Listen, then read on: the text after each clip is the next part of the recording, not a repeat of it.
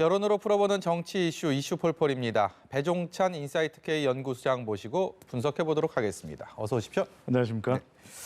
보수 통합이 이번 총선에 아주 큰 중요한 변수로 떠오른 가운데 여론조사 지표들도 만약에 보수 통합이 지금 어떤 식으로 결과를 맺게 될지는 모르겠지만 그 보수의 통합신당이 나왔을 때를 가정한 조사들도 나오고 있습니다. 거기에 대한 거를 저희가 좀 오늘 분석을 해보려고 하는데요. 네. 이게 여론조사라는 게 어떤 A가 있고 B가 있을 때 A와 B의 합친 C가 어떤 물리적으로 화학적으로 여러 가지 효과들이 달라질 수가 있기 때문에 단지 산술적으로 되나 이런 생각들도 듭니다. 이 여론조사 결과 저희 좀 띄워놓고 얘기를 해볼까 싶은데요. 통합신당에 대해서 창당이 됐을 때 지금 민주당에 대해서는 출범을 하기 전과 후 뭐 당연히 좀 떨어진다는 거는 예상할 수 있는 부분인데 자유한국당의 지금 갖고 있는 지지율보다 통합을 했을 때 그게 어떤 식으로든 모르겠습니다만 통합을 했을 때 저렇게 많이 떨어집니다. 이거 어떻게 봐야 되겠습니까? 이럴 거면 통합 안 하는 게 낫지 않겠습니까? 왜 통합하나? 이 조사 결과만 놓고 보면 그런데 네. 아직은 좀 섣부르다는 거예요. 왜냐하면은 이제 자유한국당하고 새로운 보수당이 네. 이 통합 보수신당을 만들었을 때 지지율이 어떻게 될까 다 궁금해요. 지금 보수 통합 논의가 계속 진행되고 있기 때문에. 예. 그런데 정호연 앵커도 알잖아요. 우리가 이게 수학 들어가면 머리가 이게 복잡해지거든요. 네.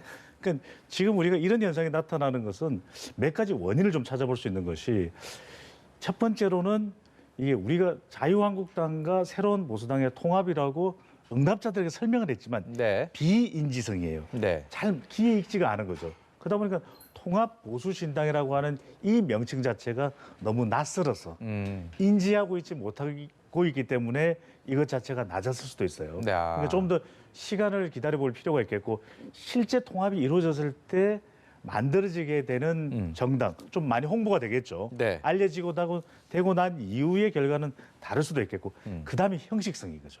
자, 정호연 앵커하고 이 배종찬 소장 너무나도 케미가 잘 맞죠. 이제는 주거니 받거니 합니다. 그럼요. 그런데 뭐냐? 이 내용을 시청자들께도 전달이 돼야 우리가 말 그대로 뉴스 1번지의 명코너, 1번지 코너가 되는 것이거든요. 예, 저희만 재밌으면 아무 소용이 없겠죠. 소용이 없죠. 예. 그러니까 뭐냐면 이게 신당 논의는 위에서 한참 진하게 진행되고 있는데 보수통합들이 지지층들은 이것은 따라가지 않는다라는 거예요. 그러니까 이른바 시너지 효과를 지지층들까지 포함해서 노리고 있는데 정작 결과는 이게 역시너지 효과. 아니 우리는 언제 통합 우리가 바랬냐고 네. 이런 현상이 나타나기 때문에 지금의 지지율처럼 나타나고 있는 것인데 네. 그래서 좀 기다려볼 필요도 있고 또 한 가지는 이런 것도 있습니다. 왜? 이게 통합 보수신당을 정말로 되겠느냐. 네. 지금도 삐그덕 되는 모습이 나타나고 있거든요. 이러다 보면 에이, 실제로는 안 될 거야. 우리가 실제로는 이 총선 가까이 되어서는 자유한국당 또 새로운 보수당 이렇게 각각 투표해야 될까 이렇게 기대감이 좀 희박해지다 보면은 이런 현상도 나타날 수 있는데 네. 지금은 조금 복잡한 상태입니다. 우리가 여론조사를 하다 보면 조금 무르익고 난 다음에 다시 한 번 더 결과를 볼 필요가 있겠죠. 네. 네. 지금 통합신당이 출범한 이후에 어떤 지지율들을 예상, 이건 출범 전이고요. 이렇게 보면 글쎄요, 이 의미 있는 수치들 지금 뭐 분석을 해주셨으니까 아 저렇게 좀 볼 수도 있겠구나라는 생각은 드는데 이 그래프만 놓고 보면은 예. 자유한국당과 그다음에 앞 그래프에서 이제 통합되고 났을 때를 이야기하는 것인데 네. 산술적으로 자유한국당하고 새로운 보수당만 더해 보더라도 거의 36% 가까이 돼요. 예. 그런데 25%. 합했을 때가 25.1%밖에 안 되는 것이거든요. 네. 그런데 이 조사에 대해서 한 걸음 더 들어가서 보게 되면은 중요한 건 통합 보수신당이잖아요. 그러면 네. 보수층으로부터는 압도적으로 지지를 받아야 되는데 정치적 성향이 보수층이라고 응답한 이 조사의 응답자 중에서 오히려 통합 보수신당이 되면 덜 지지하는 것으로 나타납니다. 그러니까 그러면 통합에 대해서 좀 반대하는 견해가 많다 이렇게 봐도 됩니까? 그런 게 있을 수가 있다는 거죠. 아하. 왜냐하면 지금 통합 논의가 한참 진행되고 있는데 보수 재건의 3원칙이 있거든요. 예. 첫 번째가 뭐냐? 탄핵의 강을 그렇죠. 건너가야 된다는데 이 탄핵의 강은 한 명의 또 이름이 거론될 수밖에 없거든요. 네. 박근혜 전 대통령. 네. 그러니까 박근혜 전 대통령과 관련해서 새로운 보수당의 지지층들도 또 자유한국당의 지지층들도 완전하게 이 지지층들이 네. 유권자들이 탄핵의 그 강을 건너간 건 아니다. 네. 그래서 이른바 그런 설명을 해요. 탄핵의 강은커녕 아직 강 나루도 건너지 못했다. 네. 이런 이야기가 나옵니다. 일주일 전 조사 결과를 좀 볼게요. 일주일 전에도 보수 통합을 가정한 결과인데요. 일주일 전에 보면 더불어민주당이 37%이 그래프가 아니네요. 예. 잠시만요. 네. 이 그래프를 보면서 이게 보면 여기서는 자유한국당이 32.4, 새로운 보수당이 5.3%인데 이게 통합이 된다라는 가정하에 37.7%를 기록해서 더불어민주당을 앞서는 박빙이죠. 걸로 나옵니다. 그렇죠. 예. 이렇게 박빙으로 나타나는 것이 이제 산술적인 것이고 예. 특히 이게 지역별로 볼 때는 더 파괴력이 있게도 나타나거든요. 네. 그런데 정작 통합 보수 신당이라고 물었기 때문에 오히려 20% 중반대로 오히려 지지율이 빠지는 걸로 근데 나타나요. 이게 불과 일주일 차이지 않습니까? 근데 네. 이렇게 결과가 너무 크게 차이가 나는 거는 어떤 질문의 방식이 좀 다르거나 아니면 다른 그 사이에 일주일 사이에 그렇게 큰 요인이 있어 보이진 않는데요. 그래서 정리를 했을 때 몇 가지 요인이 있다고 말씀을 드렸죠. 왜냐하면 이 이름 자체가 상당히 낯설다. 이게 비인지, 인지하고 있지 못한 것이 되거든요. 그래서 이 원인이 하나 있을 수가 있고 또 하나는 지지층들이 완전히 통합에 대해서 공감대가 형성돼 있거나 관련된 정보를 충분히 숙지하고 있지 못한 경우 네. 그다음에 좀 삐그덕 되다 보니까 아 이거 통합되겠어? 정작 우리가 선거 때는 각각 투표될 거야. 이런 이 기대감이 좀 옅어지는 네. 희박해지는 이런 심리가 작동했다고 볼 수 있겠죠. 설 연휴가 이제 시작되고요. 내일부터 나흘 동안 이어지게 될 텐데 배 소장님도 연휴 계획들 뭐 이렇게 잘 갖고 계시죠? 네, 저는 뭐 연합뉴스 TV를 계속 봐야죠. 네. 연휴 때 되면 주변 분들도 이런 그 이번 정치 관련돼서 그리고 네. 특히 총선을 앞두고 있기 때문에 여러 가지 질문들 많이 할 것 같아요. 저한테도 이렇게 얘기를 많이 여쭤보시고 하는데 이 이른바 이 밥상머리 민심이라는 거 이게 참 정치권에서는 각 정당에서는 신경을 안 쓸 수가 없는 그만큼 많은 관심을 갈 수밖에 없을 텐데요. 이번에는 어떤 것들이 주로 화제가 될 것 같습니까? 그래서 우리가 명절 민심이 상당히 중요하다는 이야기를 많이 하고 특히 이제 선거가 있는 직전의 명절 민심이 사실 선거에 상당한 영향을 준다고 이야기를 해왔던 것이 사실이에요. 네. 그런데 세상이 변화가 된 겁니다. 세상이 변하다 보니까 어떤 현상이냐면 저도 여기 한 25년간 쭉 민심을 추적해 왔는데 네.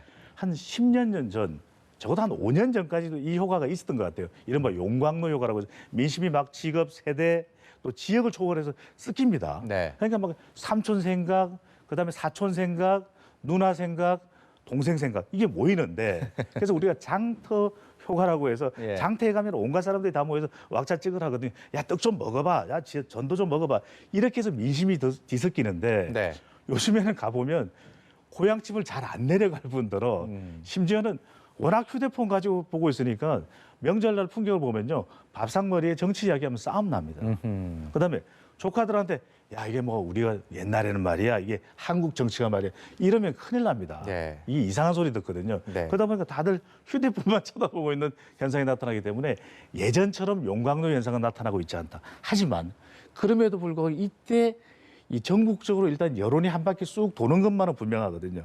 이때 중요한 것이 역시 이 검찰 관련 수사 부분, 이 부분이 또 상당히 영향을 미칠 수가 있어요. 네. 왜냐하면 진영 간 이렇게 대결 구도가 되어 있는 최근의 상황을 본다면 그래서 이게 명절 밥상머리에서 정치 이야기 못하는 싸우게 돼요.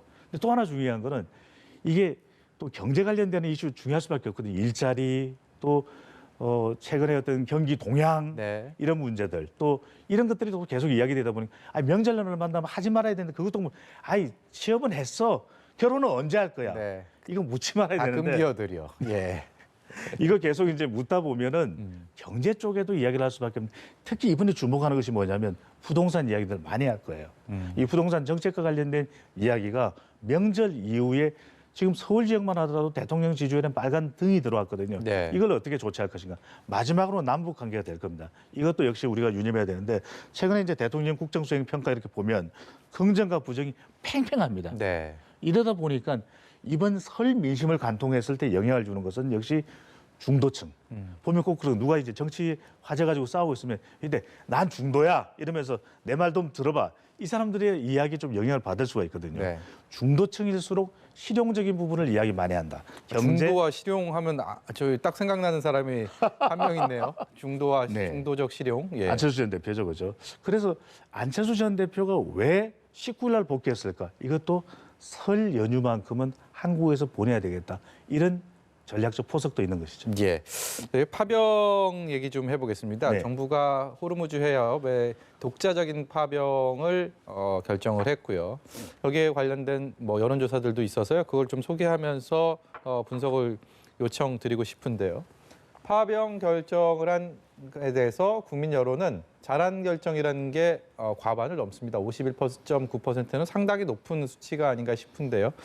일단은 정부가 고심 끝에 네. 좀 뭐 좋은 결정을 했다라는 게 크게 이견이 없는 것 같아요. 이 수치만 보면요. 핵심적으로 그래도 이게 오히려 정부의 결정, 또 정부에서 아주 공식적으로 이것을 표명하지는 않고 있지 않습니까? 네. 그러니까 이 이슈 자체를 지나칠 정도로 정부에서 부각시키지 않고 있다는 점은 그만큼 신중하다. 네. 민감할 수도 있고 이 여론 자체가 총선의 화약고가 될 수도 있다라고 하는 우려 그런 것이 묻어 있다고 볼 수 있겠는데 지금도 이것만으로도 총선의 화약고가 될 가능성이 있는 겁니까? 아주 크지는 않은 것이죠. 네. 그래서 이것이 만약에 중동에서 전쟁으로까지 번졌다 그러면은 우리가 노무현 정부 때 이라크 파병에 이 학습 효과가 있습니다. 그때 예. 트라우마가 있거든요. 그렇죠. 그렇기 때문에 이 이슈가 상당히 더 커져 나갔을 텐데 지금 현재 시점만 생각해 보면 호르무즈 파병의 우리 정부의 결정은 총선의 영향은 제한적이다. 네. 또 더 쉽게 말씀드리면 큰 영향은 못 줄 것 같아요. 왜 그러냐면 지금 중동발 위기 상황 자체가 소강 국면이잖아요. 네. 또 하나는 우리 정부가 이른바 세 글자입니다. 다 고려. 모든 걸 다 고려한 거죠. 국민 여론, 미국과의 관계, 이란과의 관계, 그다음에 일본이 어떻게 하는지까지 보고 네. 그다음에 우리 국민 여론 중에서도 특히 총선에 가장 중요한 것 연령대 중에 하나가 20대거든요. 네. 오히려 만 18세에서 29세까지 조사가 된 이번 조사를 보더라도 만 18세 이상이죠.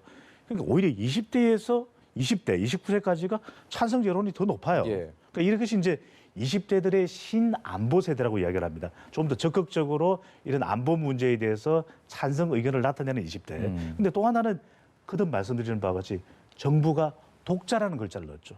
앞서 우리 인터뷰에도 보셨지만은 김종대 정의당 의원 네. 지금 정의당에서 상당히 반대입니다. 그렇죠. 실제로 이 정의당의 전신이죠. 또 통진당 그 앞에 민주노동당은 이게 외국에 파병하는 것에 대해서 결사 반대를 합니다. 네. 그리고 우리가 2004년, 5년 노무현 정부 때로 거슬러 올라가면 당시 열린우리당 임종석 의원 네. 지금 현 정부의 비서실장을 역임해서 네. 죠 그때 결사 반대를 했었어요. 그런데 지금 이 이라크 독자 파병에 대해서 이라크 중동 호르무즈의 독자 파병의 결사 반대 의원의 목소리가 들립니까? 민주당에서는 전혀 없죠. 없죠. 예. 그러니까 보수나 자유한국당에서는 찬성 분위기가 있는 데다가 또 20대의 경우에는 적극적으로 찬성하고 있고 물론 대통령 지지층에는 반대하고 있지만 모든 것을 다 고려한 독자 파병이라고 하는 이 지금 왕건함 그리고 링스 헬기 요 정도만 파병하는 네. 수준이거든요. 그러니까 그나마- 파병의 형태가 어떻게 될지에 대한 것들이 관건이었을 때, 그렇죠. 그러니까 파병을 결정하기 이전에는 네. 찬성과 반대를 놓고 봤을 때는 반대 견해가 훨씬 많았거든요. 더 컸는데 정작 이제 독자적인 파병의 어떤 그 형태가 결정되고 난 이후에는 파병 찬성 쪽이 압도적으로 올라갔다라는 거는 결국은 정부의 그리고 국방부의 이런 방침, 파병 결정 형태를 결정하는 이 과정이 비교적 순조롭다, 여론을 많이 반영했다 이렇게 봐도 되겠습니다. 또 하나 재미있는 여론을 읽을 수가 있는 것이 우리가 지금 대통령 지지층에서는 전 조사 또 이전의 조사들 종합 분석을 해보면 호르무즈 해협에 파병하는 것에 대해서 반대 여론이 더 높아요. 그런데 대통령 그러니까 현 정부죠 결정하고 나면 힘을 실어줍니다. 이것도 지금 문재인 대통령의 지지율에 있어서 아주 독특한 현상. 그러니까 대통령이 결정을 하면 인사가 됐든 무엇이 되었든 간에 이것에 대해서는 지지층들이 힘을 일단 실어주고 있다라고 하는 네. 것. 그것도 지금 이번 여론조사 결과에 묻어났다고 볼 수 있을 거고요. 또 하나 차이점이 있습니다. 이라크 파병을 할 때는 실제 우리가 자이툰 부대가 뭐 아르빌 네, 기지에 이라크 아르빌이에요. 주둔을 했었거든요. 네. 에르빌 뭐 이렇게 뭐 이라크어로는 표현을 하는데 그게 주둔을 할 때는 실제 전쟁 위협에 노출이 된 거죠. 네. 그런데 여기는 더 큰 명분이 있는 것이 오히려 그때는 어떤 종교 간의 갈등 이런 부분도 우리 쪽에 간접적 피해가 있었는데 이번의 경우는 무엇을 보호하겠다는 것입니까? 우리 국내로 들어오는 우리 경제에 이 축이 되고 있는 유조선, 네. 그 우리 국민과 교민의 안전 이 명분 자체가 또 상당히 설득력 있게 긍정 여론에 또 반영이 됐다고 볼 수 네, 있겠죠. 결국은 명분과 실리를 다 얻고 총선에도 그렇게 큰 영향을 미치지 않을 거라는 분석 잘 들었습니다. 오늘 말씀 여기까지 듣도록 하겠습니다. 이슈 폴폴 마칠 텐데요. 지금까지 배종찬 인사이트K 연구소장이었습니다. 고맙습니다. 감사합니다.